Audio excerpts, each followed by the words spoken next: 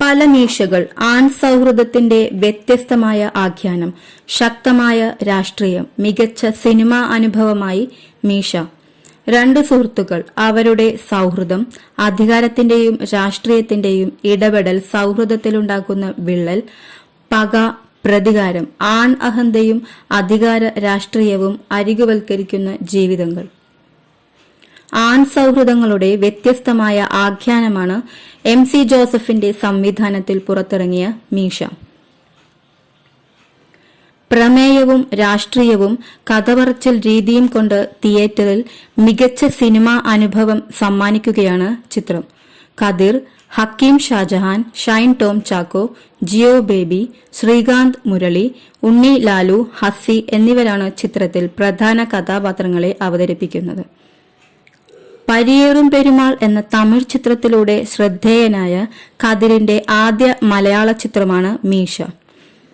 വനത്തിന്റെ നിഗൂഢത പശ്ചാത്തലമാക്കിയാണ് ചിത്രം കഥ പറയുന്നത്. മുറിവേറ്റ് ഭൂതകാലമുള്ള സുഹൃത്തുക്കൾ ദീർഘകാലത്തിനു ശേഷം വീണ്ടും ഒരുമിക്കുന്നതും അതിനു മുമ്പും ശേഷവുമുണ്ടാകുന്ന സംഭവങ്ങളുമാണ് ചിത്രത്തിലുള്ളത്.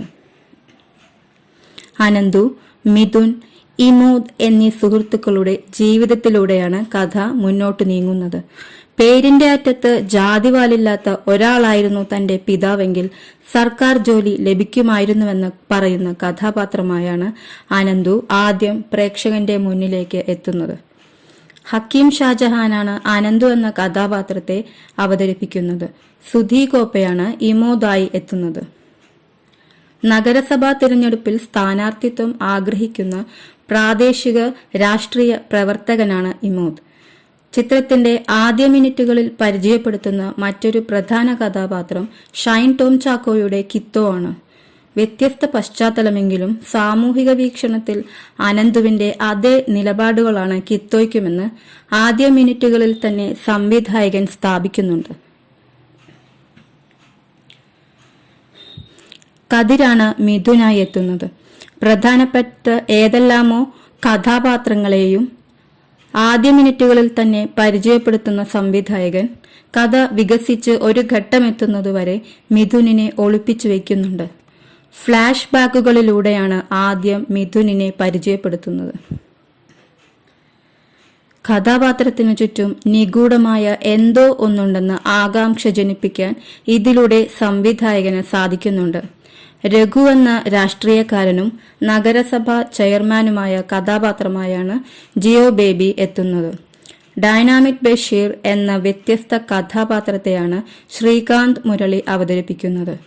പട്ടത്താനം മുനിസിപ്പാലിറ്റിക്ക് കീഴിൽ വരുന്ന രണ്ട് സാമൂഹിക സാഹചര്യങ്ങളിൽ വളർന്നവരാണ് മിഥുനും അനന്തുവും. കോളനിയിൽ നിന്ന് വരുന്ന മിഥുൻ പിന്നാക്ക വിഭാഗത്തിന്റെ പ്രതിനിധിയായാണ് അവതരിപ്പിക്കപ്പെടുന്നത്. അതിന് നേർ വിപരീത സാഹചര്യമാണ് അനന്തുവിന്റേത്. ജാതിവാദത്തിന്റെ മൂല്യങ്ങൾ കൊണ്ടു നടക്കുമ്പോഴും മിഥുനുമായുള്ള സൗഹൃദത്തിൽ അവയെ ഇടപെടാൻ അനന്തു അനുവദിക്കുന്നില്ല. എന്നുമാത്രമല്ല, മിഥുനിനു വേണ്ടി പലപ്പോഴും സ്വന്തം മൂല്യങ്ങളെ തന്നെ വെല്ലുവിളിക്കുന്നുമുണ്ട്. രഘു എന്ന രാഷ്ട്രീയക്കാരൻ അയാളുടെ വാക്കുകൾ തന്നെ കടമെടുത്താൽ കൈയും കാലുമായിരുന്നു മിഥുനും അനന്തുവും. മിഥുനിനെ ശക്തിയുടെയും അനന്തുവിനെ ബുദ്ധിയുടെയും പ്രതീകങ്ങളായി അവതരിപ്പിക്കുന്നതിൽ തന്നെ ചിത്രം ചില രാഷ്ട്രീയം മുന്നോട്ട് വയ്ക്കുന്നുണ്ട്. ഒടുവിൽ മിഥുൻ പ്രതിനിധാനം ചെയ്യുന്ന ജനവിഭാഗവും രഘു നേതൃത്വം നൽകുന്ന അധികാരവർഗവും തമ്മിലുണ്ടാവുന്ന ഏറ്റുമുട്ടലാണ് ചിത്രത്തിന്റെ വഴിത്തിരിവ്. സംഭവം മിഥുൻ അനന്തു സൗഹൃദത്തെ ബാധിക്കുന്നതും പിന്നീട് അതിലുണ്ടാവുന്ന ഇടർച്ചകളുമാണ് ചിത്രത്തിന്റെ ഇതിവൃത്തം. സൗഹൃദത്തിലെ ഇടർച്ച പകയിലേക്കും പ്രതികാരദാഹത്തിലേക്കും എത്തുന്നു. ഒരു ഘട്ടത്തിൽ ഇരുവരും ഒന്നിക്കാൻ ശ്രമിക്കുന്നതും അത് എന്തു വില കൊടുത്തും തടയാൻ ശ്രമിക്കുന്ന അധികാരവും തമ്മിലെ ഏറ്റുമുട്ടലായി ചിത്രം മാറുന്നു.